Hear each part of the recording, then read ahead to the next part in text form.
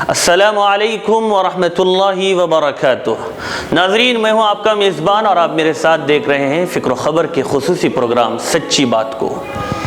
ناظرین، لوک سبھا انتخابات میں ملی زبردست اکثریت کے بعد ہمارے پردھان منتری نریندر مودی نے اپنی دوسری مدت کے 100 دن پورے کر لیے ہیں۔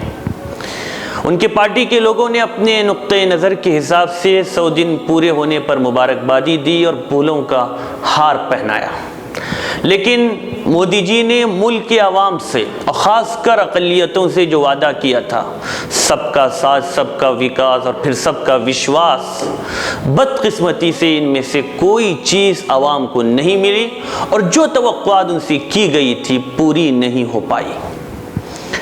ناظرین، مرکز میں نریندر مودی کی حکومت وجود میں آنے کے بعد سے ایک سے بڑھ کر ایک بڑے بڑے اقدامات کرنے کے اعلانات کیے جا رہے ہیں، لیکن اگر جائزہ لیا جائے تو زمینی حقائق اور سماجی ترقیات کے حوالے سے بات کی جائے تو نہ صرف انہیں مسترد کر دیتے ہیں، بلکہ جو صورتحال ہے اور جس سے یہ ملک گزر رہا ہے وہ سماج کو توڑنے، بھائی چارے کو ختم کرنے اور تشدد کو بڑھاوا دینے کی ہے۔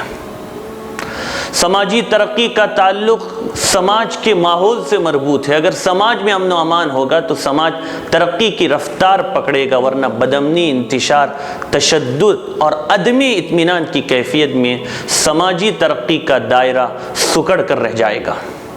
گزشتہ 100 دنوں کی حکمرانی میں سماجی صورتحال اسی نہج پر پہنچ چکی ہے۔ اس کے باوجود اس صورتحال کو بدلنے اور سماج کو مثبت خطوط پر لے جانے کے اقدامات نہیں کیے جا رہے ہیں، بلکہ جو لیڈران زہر اگلنے اور ماحول خراب کرنے کا کام کر رہے ہیں، بعض منتری حضرات خاموشی سے ان کے حوصلوں کو بڑھا رہے ہیں۔ تو آئیے ناظرین، ملک کی موجودہ صورتحال پر تھوڑی سی گفتگو کر لیتے ہیں۔ نمبر 1، امن و امان۔ کسی بھی حکومت کا سب سے پہلا کام یہ ہوتا ہے کہ وہ امن و امان، نظم و نسق، لا اینڈ آرڈر کو بحال رکھے، لیکن حال یہ ہے کہ قانون میں جتنا بھی گراوٹ آ جائے حکومت قائم رہے گی۔ اگر کسی ریاست میں بریک ڈاؤن، نقص امن ہو جائے تو دستور کی دفعہ 356 کے تحت صدر راج قائم کر دیا جاتا ہے اور کبھی کبھی اسمبلی بھی تحلیل کر دی جاتی ہے۔ انسانوں کا بنایا ہوا قانون اسی لیے کہا جاتا ہے خامیوں سے پر ہوتا ہے۔ آپ کو یاد ہوگا جے پرکاش نارائن نے اندرا گاندھی کے زمانے میں کہا تھا کہ اگر عوام کے نمائندے کام نہیں کر سکے تو عوام کو ان کی نمائندگی رد کرنے کا حق ہونا چاہیے، لیکن ان کی یہ تجویز دھری کی دھری رہ گئی۔ حالات اتنے بگڑ گئے کہ ملک میں ایمرجنسی نافذ ہو گئی اور اس کے بعد جو کچھ ہوا ملک کے لوگوں کو معلوم ہے۔ خاص طور پر قانون کی حکمرانی کا ہونا بہت ضروری ہے، اور موجودہ دور حکومت میں قانون شکنی، قانون کو توڑنا عروج پر ہے۔ آسانی سے برسر اقتدار پارٹی کے لوگ قانون کو ہاتھ میں لے لیتے ہیں اور جب چاہتے ہیں، جہاں چاہتے ہیں، اقلیت کے کسی فرد پر کسی بہانے سے سر قلم کر دیتے ہیں، اور پھر اس کے خلاف کارروائی بھی نہیں ہوتی، بلکہ اس کو جو نام دیا جاتا ہے وہ ہجومی تشدد، موب لنچنگ کا ہوتا ہے، اور جب کارروائی تو دور کی بات بلکہ کبھی کبھی ان کی حوصلہ افزائی بھی ہوتی ہے۔ بلند شہر کے ایک ایماندار پولیس انسپکٹر کے قتل کے مجرموں کو جب ضمانت ملی تھی تو ان مجرموں کا استقبال کیا گیا تھا۔ ناظرین، وقت ایک چھوٹے سے بریک کا، مجھے یہاں رکنے کی اجازت دیں، بریک کے اس پار مزید کچھ حقائق کے ساتھ۔ ناظرین، استقبال ہے سچی بات میں۔ ناظرین، مہنگائی بھی روز بروز بڑھتی جا رہی ہے اور اس کی جو حالت ہے اسے غریب عوام جھیل رہے ہیں۔ روزمرہ استعمال کی ہر چیزیں مہنگی ہوتی جا رہی ہے۔ بے روزگاری کا یہ عالم ہے کہ کبھی کبھی ہندوستان میں اتنے بڑے پیمانے پر بے روزگاری نہیں ہوئی جیسے اس وقت ہو رہی ہے۔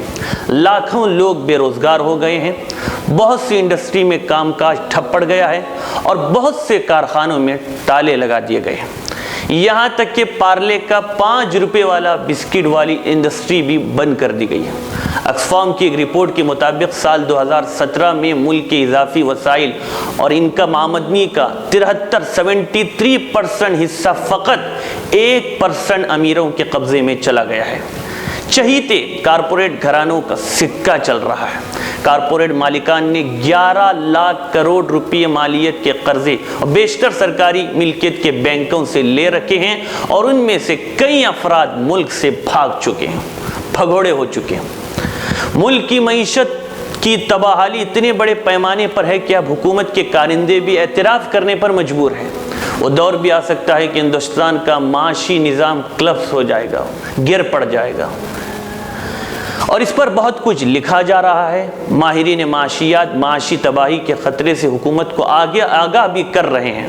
ابھی چند دنوں پہلے سابق وزیر اعظم ڈاکٹر منموہن سنگھ نے ہندوستان کی معاشی حالت پر اپنے تبصرے میں کہا ہے کہ معیشت متزلزل ہے اور اس کو بحال کرنے کے لیے چند چیزوں کی اشد ضرورت ہے۔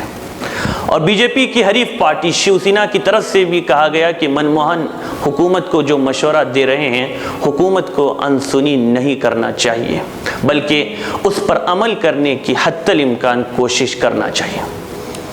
بات کرتے ہیں جی ڈی پی یعنی مجموعی گھریلو مصنوعات، ملک کی مجموعی اقتصادی سرگرمی کا وسیع پیمانے پر مقدار کی یہ پیمائش ہے۔ خاص طور پر کسی ملک کی جغرافیائی سرحدوں کے اندر کسی مخصوص مدت کے اندر پیدا ہونے والے تمام سامان اور خدمات کی مالیاتی قیمت کی نمائندگی کرتا ہے۔ لیکن صورتحال یہ ہے کہ جی ڈی پی میں پچھلے 6 سال کا ریکارڈ ٹوٹا ہے۔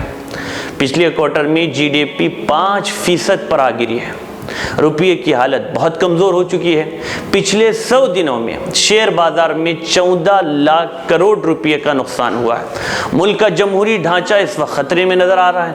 انسٹیٹیوشن میں دیکھا جائے تو R B I, C B I, E D, بلکہ شاید لوگ اس کو بھی بھول جائیں گے کہ جمہوریت میں اپوزیشن نام کی بھی کوئی چیز ہوتی ہے۔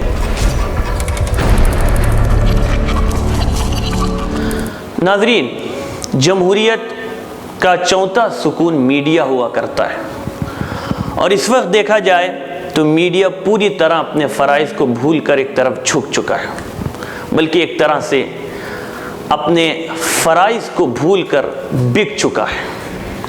کشمیر میں 70 لاکھ لوگ قید و بند کی زندگی گزارنے پر مجبور ہیں، ہزاروں لوگ جیلوں میں ہیں اور کچھ لوگ گھروں میں نظر بند ہیں، لیکن حقیقت یہ ہے کہ پورا کشمیر جیل کا منظر پیش کر رہا ہے۔ اسٹارٹ اپ انڈیا کے تحت نوجوانوں کو کاروبار شروع کرنے کی غرض سے 10,000 کروڑ روپے مالیت کے قرض دینے کا حکومت کی طرف سے اعلان کیا گیا تھا۔ کہا گیا تھا کہ ڈیجیٹل انڈیا پروگرام کے تحت 2 لاکھ دیہاتوں میں یہ سہولت فراہم کی جائے گی، لیکن اب تک کی رپورٹ کے مطابق صرف اور صرف 16,000 دیہاتوں کو کنیکٹ کیا جا سکا ہے۔ حکومت نے ہر گاؤں تک بجلی پہنچانے، بیت الخلا بنانے، غریبوں کی مدد کرنے، مختلف طرح کی اسکیموں کے ذریعے قرض دینے کا اعلان کر رکھا ہے، لیکن یہ سب کاغذ کے پرزے پر ہے۔ جی ہاں، 40% لوگوں کے پاس رہنے کے لیے مکان نہیں، کسانوں اور مختلف طرح کے تاجروں کو کسی طرح کا کوئی قرض نہیں مل سکا۔ ہر گھنٹے میں ایک کسان خودکشی کر رہا ہے، اور جب کسان خودکشی کرے اور ان کی حالت خراب ہو تو آپ اندازہ لگا سکتے ہیں کہ اس سے ملک کی معیشت پر کیا اثر پڑے گا۔ کسی کے اکاؤنٹ میں 2 روپے تو کسی کے اکاؤنٹ میں 70 روپے جمع ہوئے۔ خواتین کے تحفظ کے تحت بیٹی پڑھاؤ بیٹی بچاؤ کا نعرہ لگایا گیا تھا، لیکن رپورٹس بتاتی ہے کہ ہندوستان میں ہر 3 منٹ پر ایک خاتون کی عزت لوٹی جاتی ہے، یا نابالغ بچیاں جنسی زیادتی کا نشانہ بنتی ہیں۔